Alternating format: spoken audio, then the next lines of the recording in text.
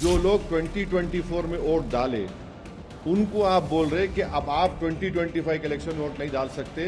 ये नीतीश जी को डर हुआ, भाजपा को डर हुआ कि ये चुनाव हार रहे हैं, तो गरीब, पिछड़ों, दलितों, बहुसंख्यकों का वोट काटो।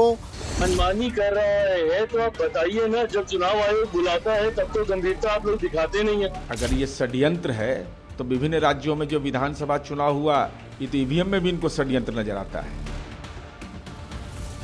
बिहार में वोटर लिस्ट रिवीजन को लेकर शुरू हुआ सियासी तूफान थमने का नाम नहीं ले रहा है। एक तरफ चुनाव आयोग का कहना है कि वोटर लिस्ट का शुद्धिकरण जरूरी है और आयोग आए दिन अपने नियमों में बदलाव का ऐलान भी कर रहा है। वहीं विपक्षी दल चुनावी साल में आयोग की इस मुहिम को सियासी मुद्दा बनाकर सत्तारूढ़ पार्टी पर हमला बोल रहे हैं। दरअसल चुनाव आयोग पूरे बिहार में 25 जून से 25 जुलाई तक स्पेशल इंटेंस रिवीजन का कार्यक्रम चला रहा है। चुनाव आयोग ने 24 जून को जो नोटिफिकेशन जारी किया था उसमें कहा गया कि 11 में से एक दस्तावेज देना जरूरी है, लेकिन मुश्किल ये है कि आयोग ने ऐसे दस्तावेजों की सूची से आधार, पैन और डीएल को हटा दिया है। यहाँ पैन और डीएल को हटाने की बात तो समझ आती है, लेकिन आधार को हटाने से बवाल बढ़ गया है, क्योंकि देश में गरीब से गरीब नागरिक तक भले ही कोई और दस्तावेज हो या ना हो, आधार कार्ड या राशन कार्ड या मनरेगा कार्ड तो जरूर होता है। और हो भी क्यों ना, सरकार ने आधार को इतना जरूरी जो बना दिया था। मेरा आधार मेरी पहचान के टैगलाइन वाले इस दस्तावेज को हमारी सरकार ने इतना जरूरी बना दिया था कि जैसे इसके बिना सांस लेना मुश्किल हो जाएगा। हालांकि आधार कार्ड पर यह साफ साफ लिखा रहता है कि आधार कार्ड पहचान का प्रमाण है, नागरिकता या जन्म तिथि का नहीं। अब चुनाव आयोग का कहना है कि वोटर कार्ड बनवाने में अब आधार कार्ड, राशन या मनरेगा कार्ड मान्य नहीं होगा। इससे जनता के बीच कन्फ्यूजन फैल रहा है। अब सारे बिंदुओं को सिलसिलेवार तरीके से समझते हैं। क्या है नया ऐलान? चुनाव आयोग ने कहा है कि 1 अगस्त से मतदाता सूची में नया नाम जुड़वाने का नियम बदलेगा। अब सिर्फ आधार कार्ड देना काफ़ी नहीं होगा, फॉर्म 6 के साथ घोषणा पत्र और निर्धारित दस्तावेज जमा करना अनिवार्य होगा। पहले फॉर्म 6 भरने के साथ आधार कार्ड की कॉपी जमा कर मतदाता सूची में नाम जुड़ जाता था, अब ऐसा नहीं होगा। स्पेशल इंटेंस रिवीजन में मांगे जाने वाले घोषणा पत्र के साथ दस्तावेज जमा करना जरूरी होगा। अब तक जो आवेदन कर चुके हैं लेकिन नाम मतदाता सूची में नहीं जुड़ा है, उन पर भी यह नियम लागू होगा। ऐसे मतदाताओं का नाम 1 अगस्त से जोड़ने का काम शुरू होगा। नए मतदाताओं को फॉर्म 6 भरने के साथ स्पेशल इंटेंस रिवीजन के लिए भरे जाने वाले घोषणा पत्र को भरकर देना होगा। इसके साथ ही संबंधित दस्तावेज भी जमा करना होगा, तभी मतदाता सूची में नाम जुड़ेगा। समझिए घोषणा पत्र का मतलब क्या।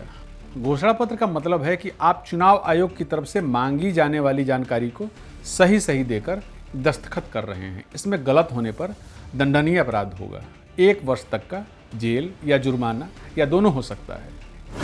नए नियम के तहत नया नाम जुड़वाने के लिए वर्ष 1987 से पहले जन्म होने पर अपनी जन्म तिथि और जन्म स्थान प्रमाणित करने के लिए 11 दस्तावेजों में से कोई एक देना होगा। 2 दिसंबर 2004 के बाद होने पर जन्म की तिथि और स्थान का दस्तावेज, पिता व माता के जन्म व स्थान का दस्तावेज, माता पिता में से कोई भारतीय नहीं है तो अपने जन्म का पासपोर्ट और वीज़ा। 1987 से 2004 के बीच जन्म पर ऐसी स्थिति में केवल जन्म तिथि और स्थान प्रमाणित करने वाला दस्तावेज देना होगा।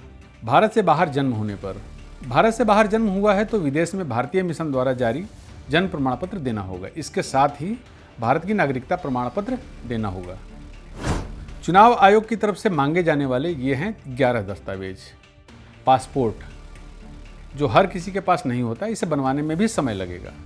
जन्म प्रमाण पत्र, जिसे बिहार जैसे राज्य में बनवा पाना थोड़ा मुश्किल काम है। जाति प्रमाण पत्र, वन अधिकार प्रमाण पत्र, राष्ट्रीय नागरिक रजिस्टर यानी एनआरसी, किसी मान्यता प्राप्त बोर्ड या यूनिवर्सिटी की तरफ से जारी किया गया एजुकेशनल सर्टिफिकेट, स्थायी निवास प्रमाण पत्र, बैंक, पोस्ट ऑफिस, एलआईसी आदि की ओर से 1 जुलाई 1987 से पहले जारी किया गया कोई भी सर्टिफिकेट, सरकार की कोई भी भूमि या मकान आवंटन का सर्टिफिकेट, राज्य सरकार या स्थानीय प्राधिकार द्वारा तैयार पारिवारिक रजिस्टर, नियमित कर्मचारी या पेंशनभोगी कर्मियों के आईडी कार्ड। राज्य में जिन मतदाताओं के पास निर्वाचन आयोग द्वारा मांगे जाने वाले दस्तावेज नहीं हैं, वे सिर्फ गणना प्रपत्र भरकर जमा करेंगे। ऐसे मतदाताओं का नाम 1 अगस्त को प्रकाशित होने वाले मतदाता सूची के प्रारूप में शामिल हो जाएगा। दावे आपत्ति का समय 1 अगस्त से 1 सितंबर तक है। इस दौरान 30 अगस्त तक अपना दस्तावेज जमा कर सकते हैं। अगर फिर भी नहीं कर पाए तो उनके अनुरोध पर जांच की जाएगी। बीएलओ द्वारा दस्तावेजों का सत्यापन किया जाएगा। सत्यापन में तथ्य सही मिले तो मतदाता का नाम 30 सितंबर को प्रकाशित होने वाली अंतिम मतदाता सूची में शामिल होगा। हालांकि फॉर्म 26 जुलाई तक भरकर जमा कर देना है। मतदाता सूची में शामिल प्रत्येक वोटर को गणना प्रपत्र भरना जरूरी है। फॉर्म जमा करने के 2 तरीके। पहला, ऑफलाइन, बीएलओ से फॉर्म लेकर भरें और उन्हीं को जमा करें। बीएलओ एक्नॉलेजमेंट देंगे। दूसरा, ऑनलाइन पोर्टल voters.eci.gov.in से फॉर्म डाउनलोड करें, भरकर अपलोड करें। बिहार से बाहर रहते हैं तो क्या करें? लाखों लोग अपने रोजगार या पढ़ाई के सिलसिले में बिहार से बाहर रहते हैं, लेकिन उनका नाम अपने मूल निवास की मतदाता सूची में है। ऐसे लोगों को भी गणना फॉर्म भरना जरूरी है। वे ऑनलाइन फॉर्म भर सकते हैं। दस्तावेज नहीं है तो समय दिया जाएगा। क्या कहते हैं एक्सपर्ट?